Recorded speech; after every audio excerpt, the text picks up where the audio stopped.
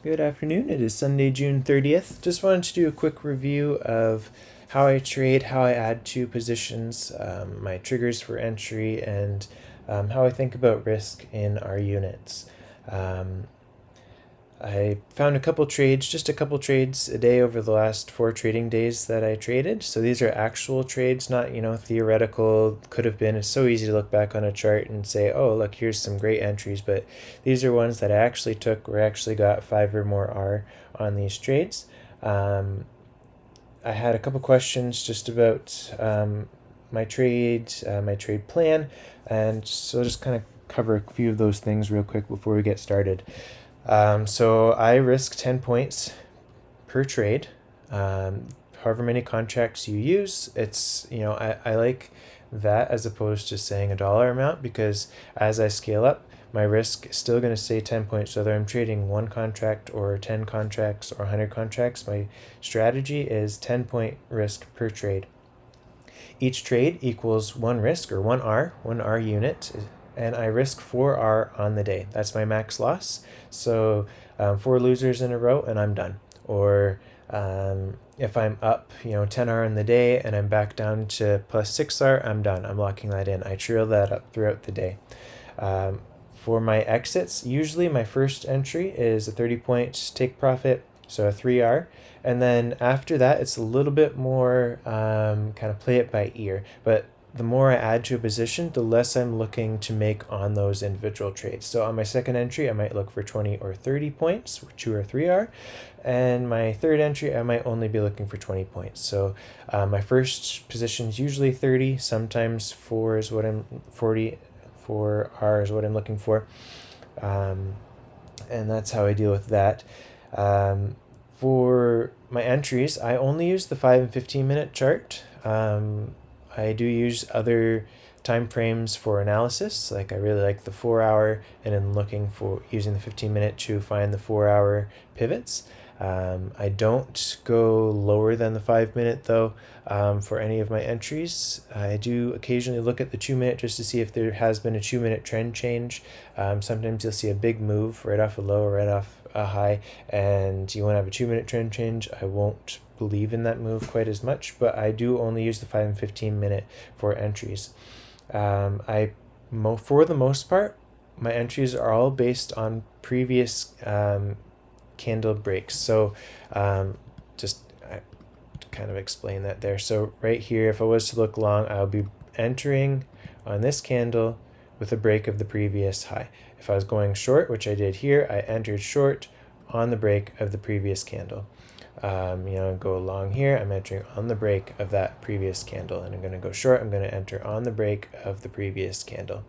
I do that on the 5 and the 15-minute chart. So over here we had the first entry, broke that previous candle, entered short, 10-point stop above. I was targeting 30 points, I believe, on this trade. Then I entered a second position after it moved down a little bit, and I could get a little bit of wiggle room in there. And then I entered a third position for 3.5-point stop. So that kept my risk still at about 10 points and a 20-point take profit. So my first entry is usually the break of the 5-minute candle. The second entry is either the break of the 15-minute candle or 10 points past my initial entry. It's pretty systematic.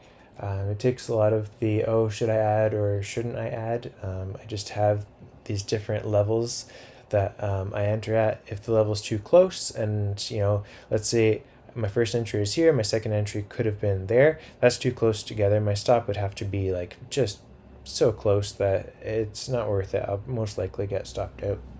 I have adjusted my strategy quite a bit over the last year as I started to use prop firms. The prop firm that I'm trading with right now, Apex Trader Funding, they have an intraday trailing drawdown. So if I was up, if I did enter those 3 positions and I'm up, and then a good chunk, let's say $1,000, $2,000, $3,000 or whatever, and it doesn't hit my take profit, and then it reverses.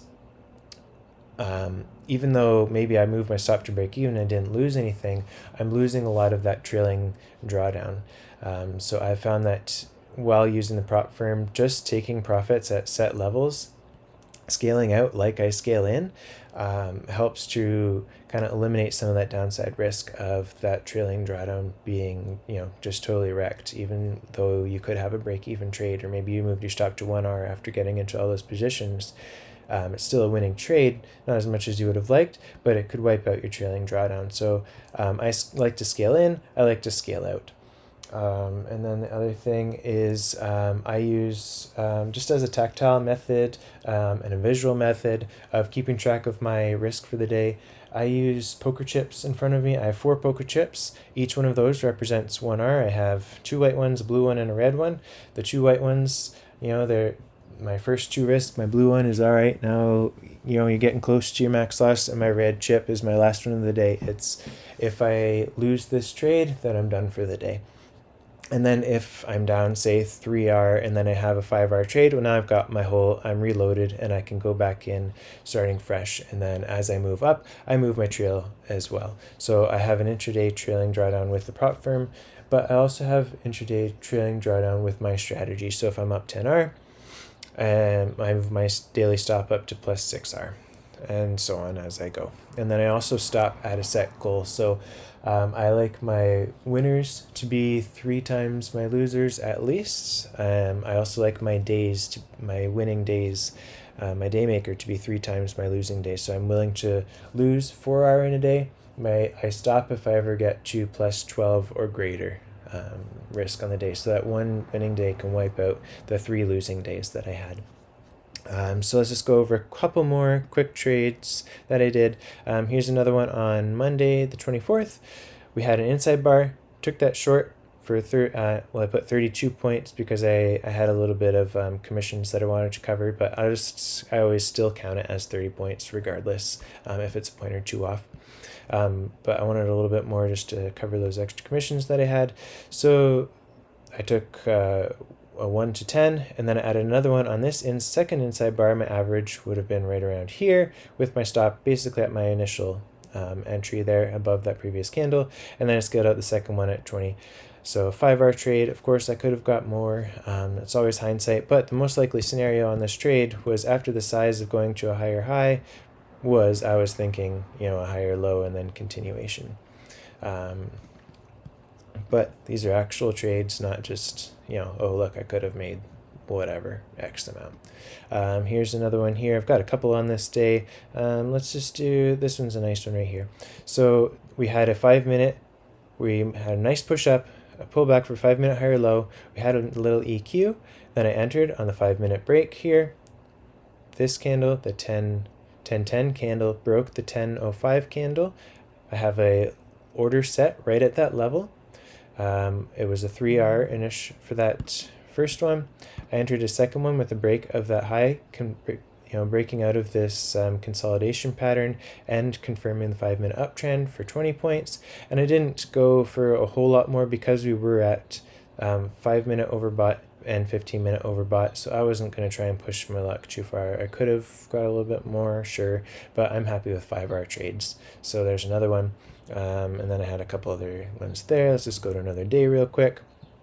What do I have? Okay, so this one was an example of, I definitely could have swung more of this position, but I was going with the most likely scenario was a 15-minute lower high off of the EMAs is what I was thinking.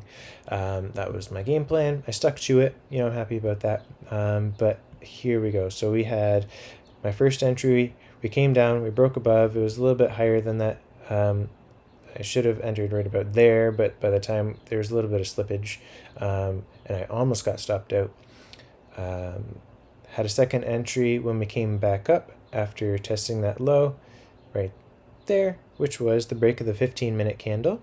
So we broke right about there. You can see we broke the 15-minute candle, 15-minute consolidation started, added another position, and then I took another position right here, which again was a little bit of slippage. I meant to go with the 5-minute higher high, but I believe I did a market order. I didn't have a limit, an order set, so I was kind of missed the little bit of the move there. Worked out, but that one ended up being an 8-hour trade. I had a 30-point take profit, a 30-point, and a 20-point. In hindsight, and something now that I have some room, and I'm out of the trailing drawdown with my funded accounts, probably going to take one last position just to trail up, just to see what I can get, because I don't have that trailing drawdown as much of a threat anymore, because I have a bit of a buffer in my account now that I've passed. So I hope that helps. If you have any questions, feel free to ask. I think I covered most of the stuff that I was asked there. Hope you guys have a good day. Happy Canada Day tomorrow to those of y'all in Canada, and July 4th for those in the States coming up. Short trading week this week, and I work a couple days, so we'll see if I get any trades in. I think tomorrow, maybe Tuesday, might have a little bit of time. Have a good one.